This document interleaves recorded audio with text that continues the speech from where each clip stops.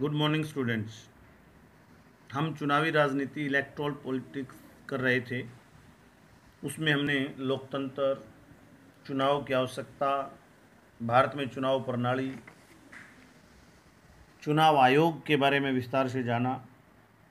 चुनाव आयोग जो है कैसे काम करता है, सारी जिम्मेवारी चुनाव आयोग के पास होती है।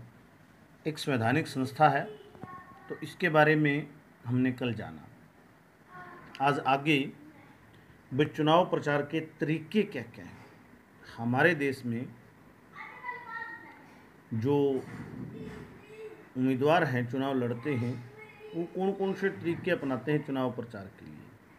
सबसे पहला, चुनाव घोषणा पत्र। आपने देखा होगा, इंग्लिश में इसको इलेक्शन मैनिफेस्टो बोलते हैं। हर एक पार्टी चुनाव के समय में घोषणा पत्र जारी करती है, यानी रिटर्न में मतदाताओं को एक छोटी सी पतली सी बुकलेट सी छाप के देती है कि भाई हम, यदि हमारी सरकार बनती है तो ये काम करेंगे।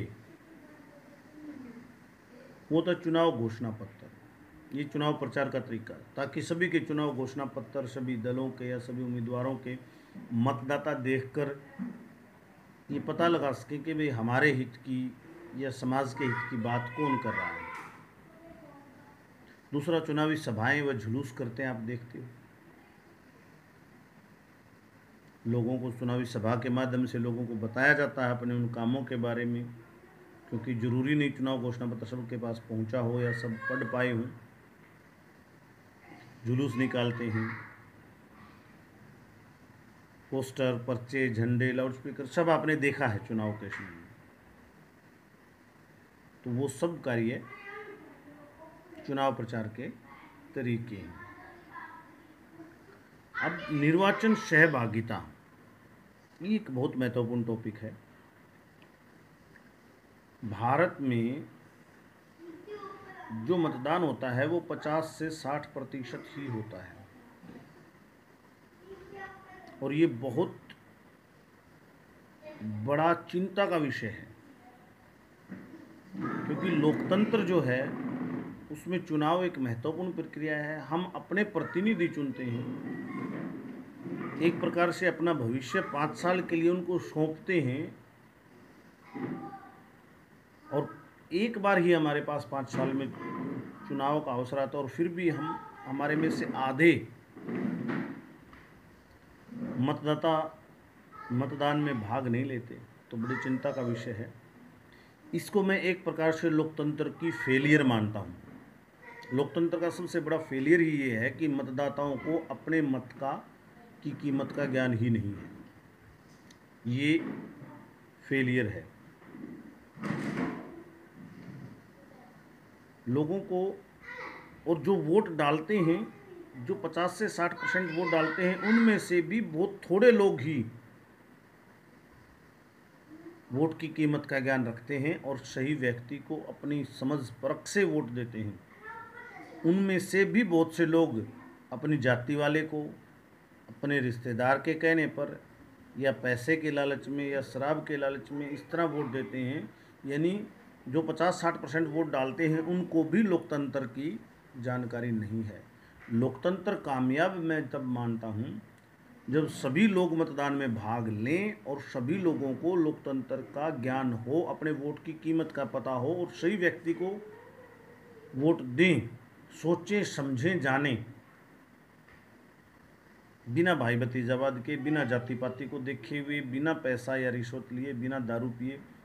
तब जाकर वास्तव में लोकतंत्र कामयाब होगा, और तब इन नेताओं की हिम्मत नहीं होगी कि हमारे साथ कोई गलत कर जाएं या कोई धोखा या कोई घोटाला कर जाए। वास्तव में तब नेता मिलेंगे ही नहीं आपको। जो गली गली में नेता मिल रहे हैं ना, वास्तव में फिर मिलेंगे ही नहीं, भाग जाएंगे सब, क्योंकि राजनीति में खाने को उनको कुछ बचेगा ही नहीं। तब आपको ढूंढने पड़ेंगे ईमानदार नेता, और उनसे आग्रह करना पड़ेगा कि हमारा वोट ले लीजिए, सरकार बना लीजिए। तो ये बहुत बड़ा टॉपिक है निर्वाचन सहभागिता। अब इसके कारण क्या हैं कि कम क्यों है, सहभागिता लोगों की, अनपढ़ता। पहली बात, भाई नॉलेज नहीं है लोगों को। अनपढ़ता में ये नहीं है कि भाई साक्षरता वाली पढ़ता नहीं है ये। अनपढ़ता में मैं मानता हूँ चाहे पढ़ा लिखा भी है, यदि उसको वोट की कीमत का ही नहीं ज्ञान तो अनपढ़ है वो। गरीबी दूसरा कारण है। गरीबी इतना बड़ा कारण है कि गरीबी के कारण ही लोग वोट बेच देते हैं, पैसे में वोट दे देते हैं। बेकारी, बेकारी ये बेरोजगारी मतलब गरीबी के साथ ही है। आदमी बेरोजगार होगा तो ही गरीब होगा।